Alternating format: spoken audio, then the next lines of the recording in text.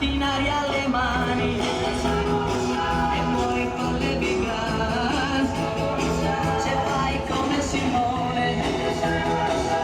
non puoi certo sbagliare. 2 giorni di musica e divertimento per celebrare le tradizioni contadine, con la particolarità e la creatività che solo i grandi eventi iesolani sanno dare. A migliaia si sono riversati lungo Via Bafile sabato e domenica sera per assistere con allegria ed entusiasmo alla 67esima edizione della Festa dell'Uva e del Vino, nella sua veste ampliata e rinnovata Wine and Folk. 10 carri allegorici e 3 gruppi folcloristici hanno sfilato con musica a tutto volume, nel pieno stile carnevalesco, coinvolgendo ospiti e turisti che non si sono certo fatti pregare. È una delle feste più storiche in realtà della nostra località, abbiamo voluto provare a dargli una nuova veste mantenendo quello che è il suo cardine, ovvero la sfilata dei carri dell'uva, ma intorno alla sfilata abbiamo voluto creare un po' l'evento, abbiamo voluto creare con il contributo di molti partner su questa iniziativa dei momenti musicali, dei momenti esperienziali anche per i più piccoli, la pigiatura dell'uva, i laboratori, musica dal vivo insomma, che rende sempre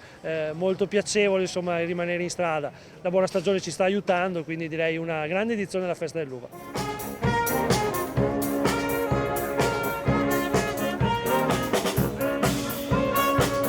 Questa è una delle manifestazioni più sentite dai nostri turisti, soprattutto da quelli di origine straniera che cercano proprio la tipicità, l'autenticità anche di queste iniziative che festeggiano l'epoca della vendemmia e quindi le tradizioni agricole del nostro territorio.